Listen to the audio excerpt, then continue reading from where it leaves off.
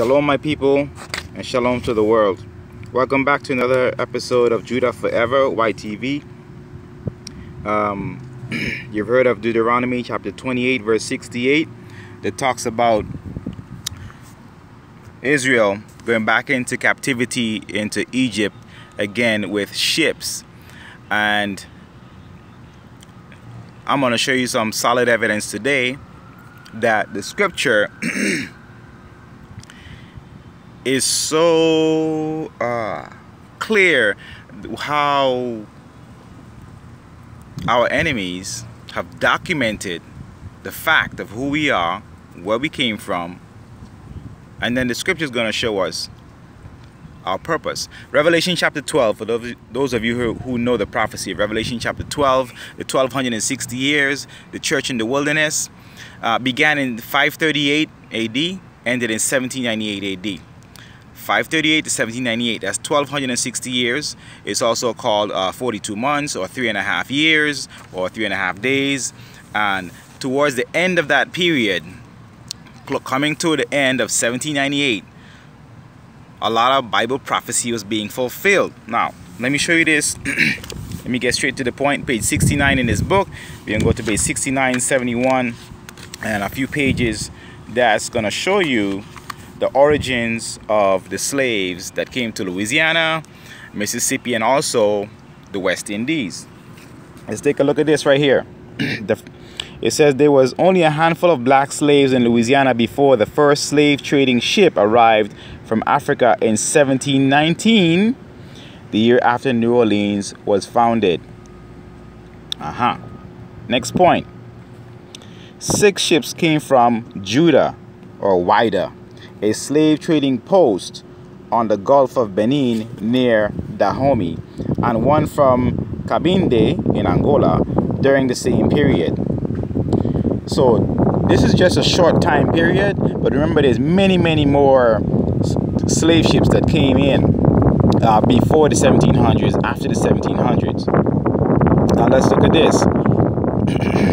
Let me finish up talking about the slaves at Belize at the mouth of the Mississippi River that came down to the Mississippi area. During the same period, one ship from Judah landed 464 slaves at the same port. Now, let's jump down here again. The African slaves brought to the Chesapeake during the 18th century came mainly from the Bight of Biafra. Look that up. The Bight of Biafra, that's West Africa. And were heavily, talking about the nationalities, they were heavily Ibibio, Efkin, and Moko, with a significant minority from Angola. So what it's saying here is that the first slaves that came to Louisiana and Mississippi came from Judah, or also called Wida. Let's look at this section right here. This is page 69. Although the Company of the Indies, and that's talking about the West Indies, had a trading post at Judah, Gulf of Benin, there it competed with all the nations of Europe. So the West Indies Company was competing with all the nations of Europe. The Portuguese were taking the upper hand at Judah. So the Portuguese are mainly the ones in charge of this slave trading business. Now look at this sentence right here.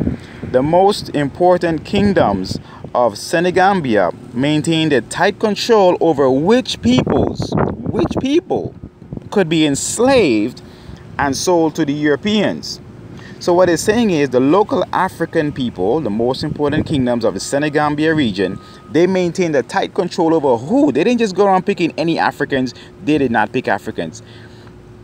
They maintained a tight control, very tight control of which people could be enslaved and sold to the Europeans. So they picked people that were Jews. Bam. There it is right there. Origins and numbers of slaves brought to Louisiana from Africa, 1719 to 1743. Place of origin, Judah. Can't get any clearer than that. And the total number for this time period of years. Origins and numbers of slaves brought to Louisiana from Africa, 1719 to 1743. And it also included not just bringing slaves to Louisiana, but also to Mississippi and to the West Indies.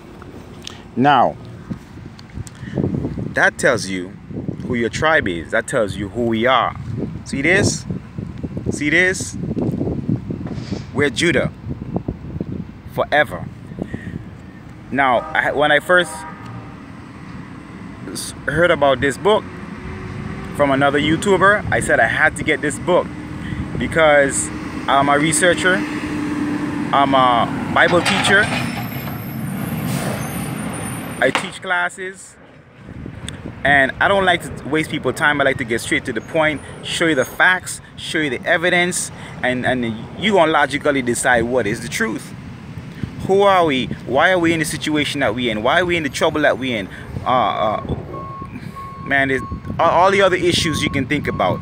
So this explains a lot. This tells us that African Americans crucified Christ. And you know that's the title I'm going to have for my book that I'm working on right now. So let me show you this one. I have about 20-something books that I bought over the last few years that identifies who we are.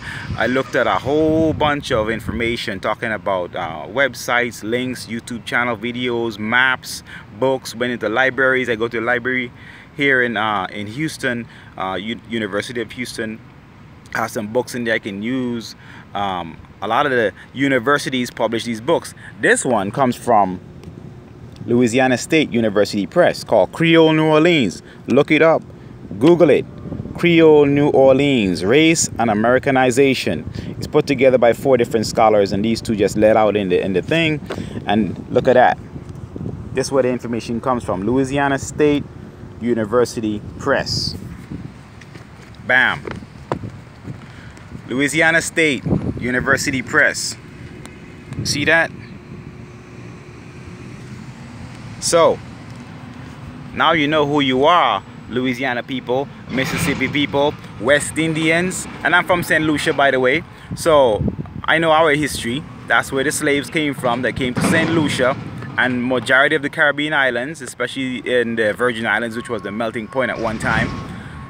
Yeah, so now you know where you came from, Judah. Now you know who you are. Yeah, we're living out the curses, but obedience to the commandments reverses any curse. Obedience to the 10 commandments primarily reverses any curse that we're living in right now. So we can be resurrected. Ezekiel 37, the dry bones can come alive. It is the prophecy.